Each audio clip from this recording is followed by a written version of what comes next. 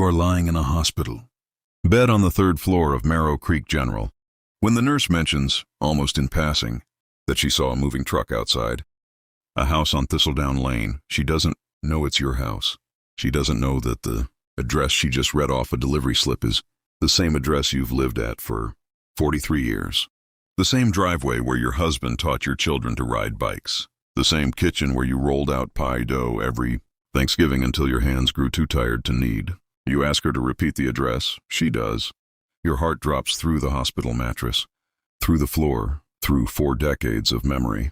Before we go further into what happens next, because what happens next will make you angrier than you've been in years, and then if you stay with me, it will heal something in you. I want to ask you for something small. If stories like this move you, if you believe people who've been quietly wronged deserve quiet justice, hit subscribe. This channel exists for people like you, people who understand that dignity doesn't shout. It simply refuses to disappear. Now back to that hospital bed, and the life that was about to be sold out from under you. Your name is Ottoline Marrow, and at 71 years old, you have never once in your life felt like a burden. You raised 2 children, mostly alone after your husband. Silas passed from a heart attack when your daughter, Delphine, was only 9 and your son Yancey was 12. You worked as a seamstress for 30 years at a small tailoring shop downtown, hemming wedding dresses and mending church choir robes, your fingers permanently calloused in the particular way that comes from decades of careful, invisible labor. You saved every spare dollar into a coffee tin on top of the refrigerator, and later, once you understood banks better than Silas ever had, you turned that coffee tin into an account that quietly, steadily grew. You paid off that house on Thistledown Lane $1 at a time, 1 hemline at a time, 1 Christmas without new shoes for yourself so your children could have theirs. You planted the maple tree in the front yard the same week Yancey was born, and you used to tell him, half joking, that the tree was his twin, that they'd grow up together. You painted the shutters a deep, stubborn blue because Silas always said blue shutters meant a house was loved.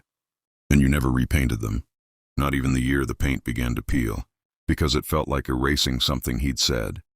You gave your children everything you could, and you never once kept a ledger of it, because that is not how mothers like you were raised to love. When Yancey needed a down payment for his first home, fresh out of his 20s, nervous and proud, you gave him money you'd been quietly saving for a knee replacement you badly needed, and you waited 2 more years, limping through winters on the ice-slicked porch steps, rather than ask him to pay it back or even mention the sacrifice. When Delphine's marriage collapsed in her 30s, and she needed somewhere to land with her son, your grandson Huxley, you gave her the guest room for 8 months, cooked dinner every night for the 3 of you, and never once made her feel like she owed you anything beyond her own healing. You believed, the way most mothers believe, that love given freely eventually finds its way back around. You believed your children saw you the way you saw them, as someone worth protecting, worth showing up for, worth choosing. 3 weeks before you ended up in that hospital bed, you'd started having chest pains you dismissed as indigestion, the kind of thing a woman your age learns to shrug off because complaining feels like admitting the body is finally winning. You didn't want to worry anyone. You told yourself you'd mention it at your next checkup, still 2 months away. But on a Tuesday morning, while watering the ferns on your porch in your housecoat, the pain became so sharp it folded you in half, and you had to sit down hard on the top step, your watering can rolling away from you across the boards. It was only because your neighbor, a quiet, steady man named Cornelius Vane, happened to be walking his old beagle past your house at that exact moment that anyone found you at all. He saw you slumped against the railing, gray-faced, and he didn't hesitate. He called the ambulance with hands that were shaking worse than yours, and he rode with you all the way to the hospital, holding your hand the entire ride, because you had no one else to call who could get there in time. Your children lived 40 minutes away, in the same town, close enough to make Sunday dinners, close enough to make excuses, and yet somehow, they were always just far enough. The doctor said it was a mild heart attack, not catastrophic, but serious enough to require a week of observation, tests, monitoring, the slow beeping rhythm of machines that would become the soundtrack of your days. You called Yancey from the hospital phone because your own cell battery had died somewhere in the chaos of the ambulance ride. He said he'd come by after work. He didn't come that day. He came the next afternoon for 11 minutes, checked his watch twice, mentioned a client meeting he couldn't reschedule, and left before the nurse even came in to change your IV bag. Delphine sent a text. Just a text. Hope you're okay, Mom. So busy right now with Huxley's schedule. Love you. You told yourself they were busy. You told yourself this is simply what modern life looked like for working parents with their own children to raise. You lay there in the antiseptic quiet and you did not let yourself think. The word that kept surfacing anyway. Small and sharp as a splinter. Neglect. It was on day 5. The day the nurse mentioned the moving truck on Thistledown Lane, that the small ache of being overlooked became something else entirely. Something that felt less like sadness and more like the floor giving way beneath you. You asked her, voice trembling slightly, if she remembered the exact address. She checked her delivery slip again, frowning slightly at your intensity, and read it back word for word. Your address, your driveway, your maple tree, probably still standing there, watching strangers carry boxes past it into a life that used to be yours. You called Yancey. He didn't answer. You called Delphine. She answered on the 4th ring, and there was a pause before she spoke. The kind of pause that tells you someone on the other end of the line is choosing their words instead of speaking the truth. Mom, she said, her voice careful, rehearsed. We need to talk about something, but not right now. You need to focus on getting better. Delphine, your voice came out steadier than you felt, steadier than you had any right to feel. Is someone moving things out of my house? The silence on the other end of the line stretched longer than any silence should be allowed to stretch between a mother and daughter. And then, haltingly, she told you, while you were recovering from a heart attack, unconscious for parts of it, sedated for parts of it, unable to advocate for yourself in any way, your children had used a power of attorney document, one you'd signed nearly a decade earlier for a single minor banking matter, one they had quietly, technically, never actually revoked or narrowed in scope, to list your house for sale. They told the real estate agent you were moving into assisted living and no longer needed the property. They told you nothing at all. The house had sold 4 days earlier, in cash, to a young couple who'd apparently been eyeing the street for months, hoping a house like yours would eventually come available. The closing had already happened. The money, nearly $410,000, was already sitting in an account that Yancey controlled, the paperwork filed away, the transaction complete, your entire life liquidated while you couldn't even lift your own head off a hospital pillow. We were going to explain everything once you were stronger, Delphine said, and there was something in her voice that almost sounded like she believed that was kindness, believed it the way people believe convenient things. Mom, you're 71. That house is too much upkeep for you alone. The stairs, the yard, all of it. We thought this was the responsible thing to do for you. You didn't cry on the phone. You didn't yell. You simply said, you sold my home while I was unconscious in a hospital bed, and then you hung up. Because there are some sentences that need silence after them to be properly understood. Silence your daughter would have to sit inside of, alone, the way you were now sitting alone, inside a truth that had rearranged your entire understanding of your children. That night was the loneliest of your life. Lonelier than the year after Silas died, when at least your grief had company in the shape of 2 small children who needed you. Lonelier than the nights you sat up with a sick child and no one to share the worry with. Because at least then the worry had a purpose, a direction, someone small and warm to hold. You lay in that hospital bed staring at the ceiling tiles, counting the small water stains you'd memorized by now, listening to the hum of machines down the hallway, and you understood something with a clarity that felt almost violent. The 2 people you had sacrificed everything for, the 2 people whose existence had shaped every decision of your adult life, had decided without asking you a single question, that your voice no longer mattered enough to include in a decision about your own life. You thought of the maple tree, taller now than the house itself. You thought of the blue shutters, chipped and stubborn and full of meaning only you still remembered. You thought of 30 years of hemming other people's wedding dresses so your own children could have birthday parties in school shoes, and a mother who never once, not once, made them feel like a burden. And now you were the burden. Now you were an inconvenience to be managed, a signature to be used, a woman small enough and quiet enough to be moved around like furniture. Nobody had bothered to ask permission to rearrange. You did not sleep that night. Instead, somewhere around 3 in the morning, in the blue static light of the hospital room, something in you that had spent 71 years being gentle, being accommodating, being the kind of woman who apologized for taking up too much space, finally, quietly, hardened into resolve. Not bitterness. Not revenge. Not yet. Not really. Resolve. You picked up the hospital phone with hands that had stopped shaking and called the one person who had shown up for you, without being asked, without hesitation, without a single excuse. Cornelius Vane.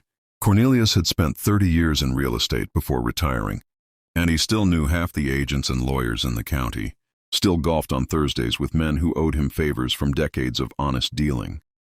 When you told him what had happened, voice low so the nurse on rounds wouldn't hear, he didn't gasp or offer empty sympathy the way people so often do when they don't know what else to say. He simply said, "Ottoline, let me make a few calls in the morning. Get some rest if you can." And for the first time in 5 days, you actually did. What you learned over the following week. Through Cornelius and a sharp young estate attorney he insisted you meet named Thatcher Voss, was this: the power of attorney your children had used was limited and outdated, drafted nearly 9 years earlier, for a single banking transaction, helping you consolidate 2 savings accounts after a bank merger, never properly renewed or expanded for real estate authority. The sale had technically gone through because the title company handling the closing had made a rare and careless oversight, failing to catch the discrepancy between the document's actual scope and the authority it was being used to claim. It was sloppy. It was also, Thatcher explained, leaning forward across his cluttered desk with genuine outrage on your behalf, entirely challengeable. More importantly, buried in a filing cabinet in your own attic, inside a fireproof box Silas had insisted on installing decades earlier, back when he still worried about fires and floods and the fragility of paper, was the original deed to the house. A deed with a survivorship clause, naming you as sole title holder, the kind of clause that legally could not be overridden by a power of attorney limited strictly to banking matters. Your children hadn't known that box existed. They hadn't known because they had never once in years come into that attic to help you organize anything, never once asked what you kept up there among the boxes of Christmas ornaments and Silas's old flannel shirts. They didn't know your home the way you knew it, down to its bones, down to the things it was hiding for you. You didn't tell Yancey or Delphine what you were doing. For the first time in your life, you let your children sit in the discomfort of not knowing what you were thinking, a discomfort you had spent 71 years shielding them from.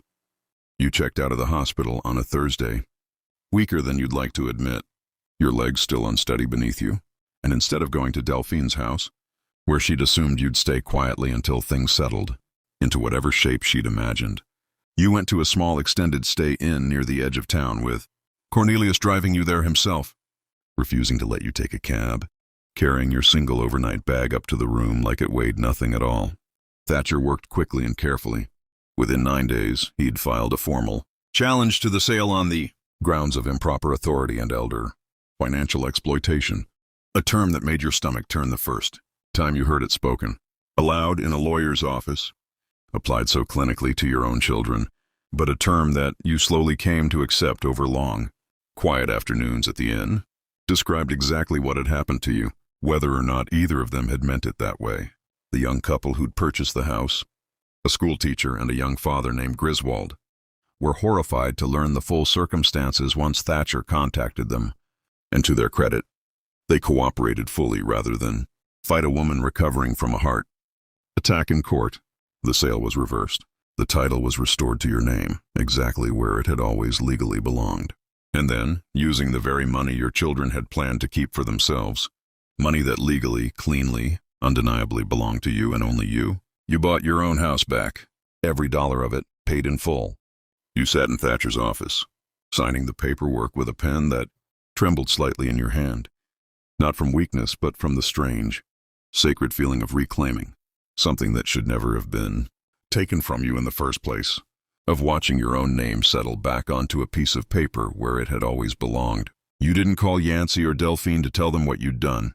You let them find out the way they'd let you find out about the sale in the first place, without warning, without a phone call, without the basic decency of preparation.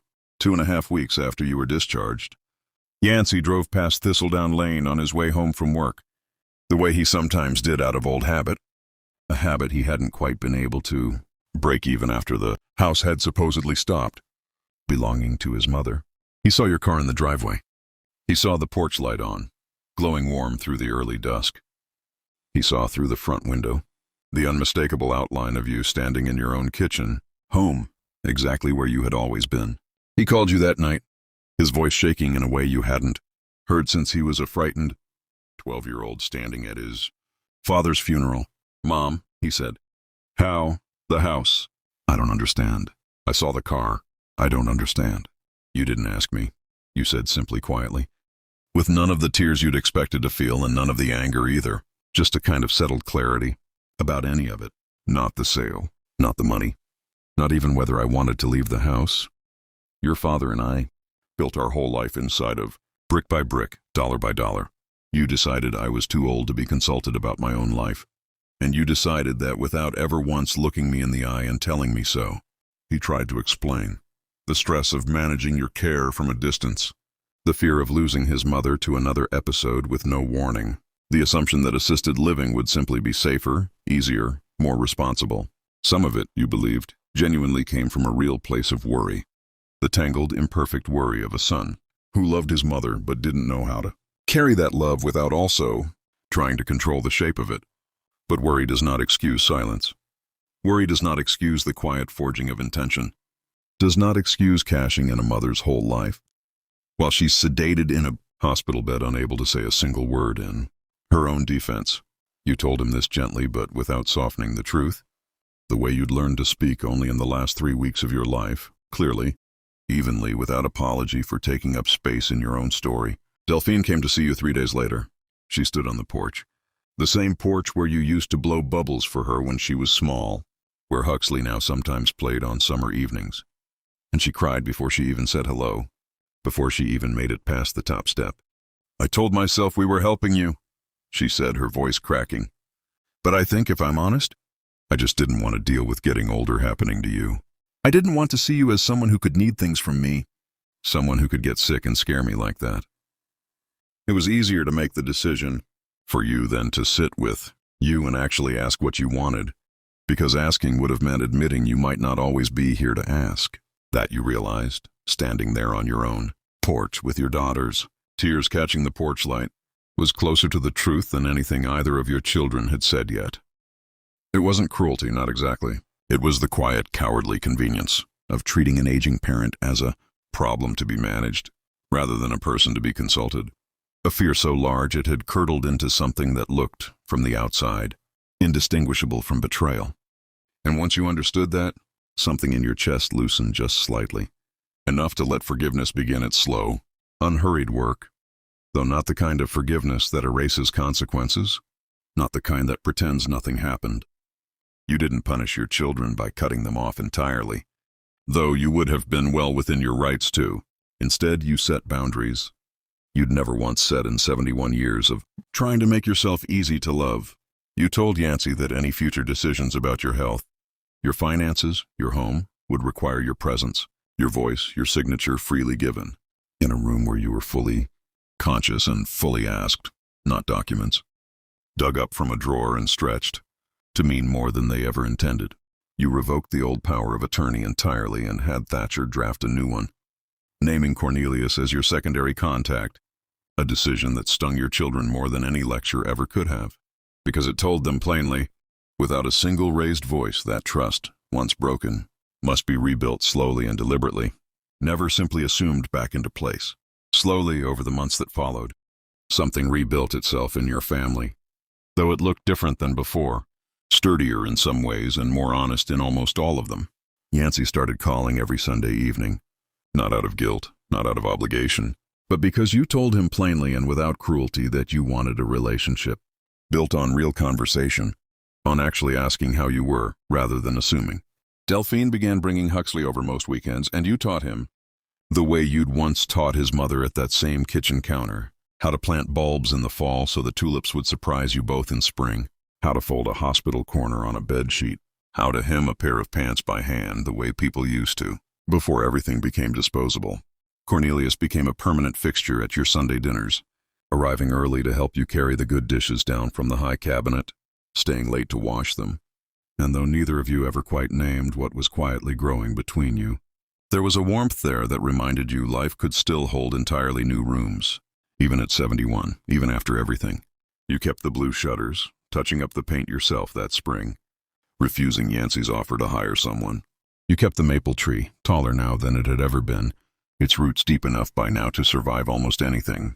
And sometimes in the early evening, you'd sit on your porch in your house, bought back with your own strength and someone else's carelessness undone.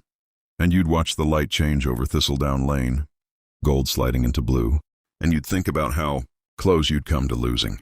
All of it simply because someone assumed you were too old, too fragile, too far past relevance to be asked what you wanted for your own life. You weren't. You aren't. And if there's one thing this whole ordeal taught you, standing in your own kitchen again with your hand resting on the counter Silas once leaned against, while he did the dishes and hummed old songs off key, it's that the people who love us best are not always the ones who try to protect us from difficulty by making our decisions for us.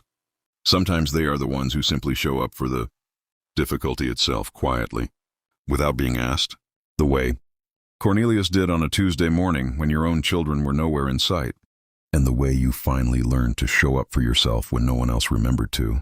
You are 71 years old. You built this life with your own two hands, one hemline and $1 and one quiet sacrifice at a time. And no signature, no assumption, no well-meaning excuse will ever again convince you that growing older means growing invisible.